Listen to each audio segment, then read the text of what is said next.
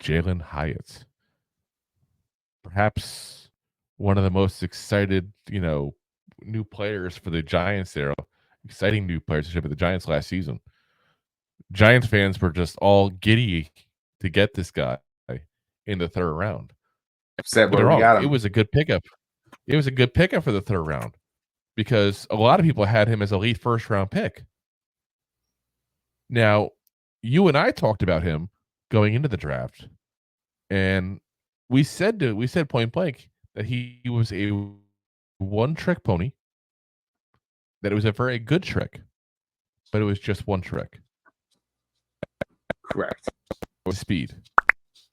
And we didn't want to draft him because we didn't want to get him in the first round. We thought that was a little bit of a reach.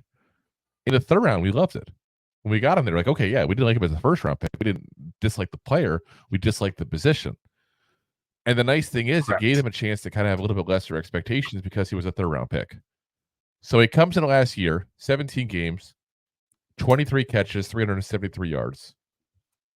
And this is another guy that, much like Slayton, is that deep threat guy. He is amazingly fast. He unofficially broke Tyreek Evans' NFL speed record when he was clocked during a practice at that point there, but it was unofficial again. There was no confirmation from the NFL or anything like that. But this is a guy who literally is 9.9, I should even say, out of 10, is going to be faster than whoever's trying to cover him. And while he's not the best route runner in the world, he's gotten better. He's learned some of the moves at that point, the little shakes at that point to give him just a little bit of room there. And I think this is a guy you're going to see have a decent season as well. And I wonder if he does well enough to end up replacing Slayton next year. That's his year. I don't think this is his year. No, but because we already talked about how many receivers now. So this is our we're fourth. going down. That's what I'm saying. So if you had to start 4 of these receivers, where are you putting Hyatt? Probably your wide 4, right? So yeah, damn you wide 4 to have. Yeah, that's a hell of a wide 4 to have. But I'm saying you're not going to expect much play out of this guy unless someone gets hurt. That's something that happens. But he's a guy too. He averaged 16.2 yards last year. Yeah, with his burst. And he wasn't utilized as much as he could be. But the thing is, no receiver last year was utilized as much as they should be. No. So it's another testament to Slayton for doing what he did. Quite frankly, he wasn't on the field enough, I thought, in my own personal opinion. No. I also thought that the biggest problem was, again, we talked about the one-trick pony part of it, the one trick being speed. What do you need to throw to a fast receiver? And this is going to sound weird when I say it this way because it's not going to make a lot of sense at first. Time. Fast receivers. We're talking about a guy who runs a 4.3 compared to a guy who runs a 4.2 or a guy who runs a 4.4 compared to a 4.3. It's 1/10 of a second, guys. I know we love to talk about it. Let's even go a little further. Let's say that, and I look at Hyatt's numbers here. Let's say he runs a 4.25 hypothetically, and he's going to get somebody who runs a 4.45. That seems like a huge difference because we're used to having this tiny little margins we talk about 40 times. It's 0.4 of a second, guys.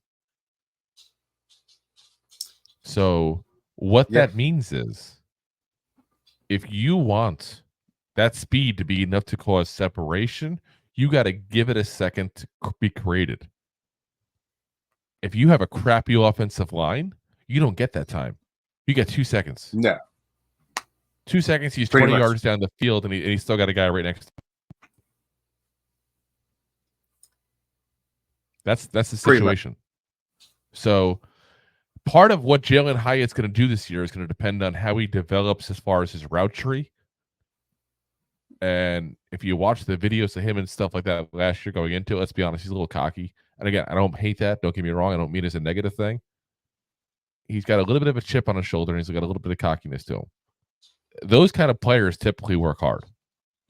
He's not the cocky guy, I'm the best ever. He's just like, hey, I do this well. I know what I do.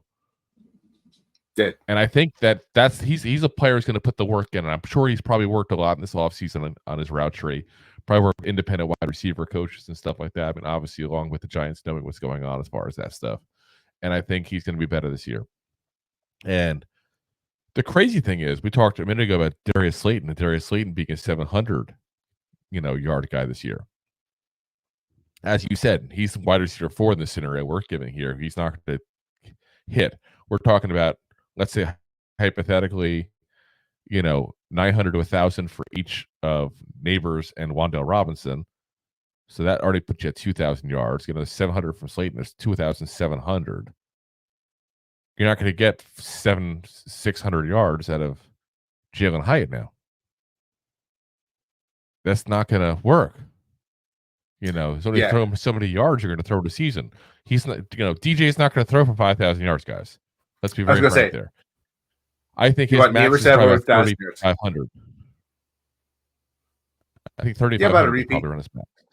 And he's done that before, so it's not ridiculous to say. It's really not. Again, but with having the best wide receiver core he's ever had. I was going to say, let's be real, right? DJ, you got to throw over 1,000 yards to Neighbors, right? That's cool. That's 1,000 yards. You're going to throw about 1,000 yards to Wan'Dale. That's cool. You got 2,000 yards. Oh, you're going to throw 700 down to Slayton. So now you're at 27 yards with 3 players. Yeah, so if you got 8,000. You got 800 more yards to go. Yeah. So, and you haven't even talked about tight end yet. Exactly. So I don't think Jalin Hyatt goes crazy and all of a sudden, becomes a 500 to 1,000 yard kind of receiver at that point. Let's see it. Unless they go ahead and put him ahead of Darius Slayton if he develops. Darius Slayton's last year of his contract. He's already said he wants more money. Giants obviously have put a lot of draft capital into this room lately. He got 6th overall pick Malik Neighbors, 2nd round pick of Wan'Dale Robinson, 3rd round pick in Jalin Hyatt. They put some. Yeah, but I'm saying they put some draft capital in. Darius Slayton might end up getting seeded, and if that happens, if he goes, he goes ahead and leapfrogs Darius Slayton, then I'll reverse it and say he'll probably have about 700 yards potentially at max, and Darius Slayton would get 300-400. That's fair. And again, we talked about Darius Slayton. We got sat down and they really got forced into using him back in 22. That tells you something. They didn't like him at first. I'm not saying as a person, but as a player, whether it's a fit, whether it's the scheme, whatever the case, there's a reason they didn't use him. They were like, we got this receiver. He's probably the best one we got. Let's pop him on the bench and save him for the rest of the season. Keep him fresh. Yeah. Like that'd be the most ridiculous thing ever.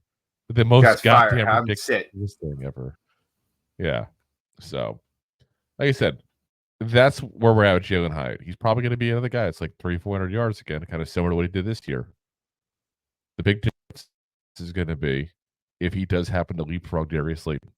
Now you're going to see an increase, obviously. Thanks for listening to Two Giant Goofballs, a New York Giants podcast. We appreciate your support. Thanks so much.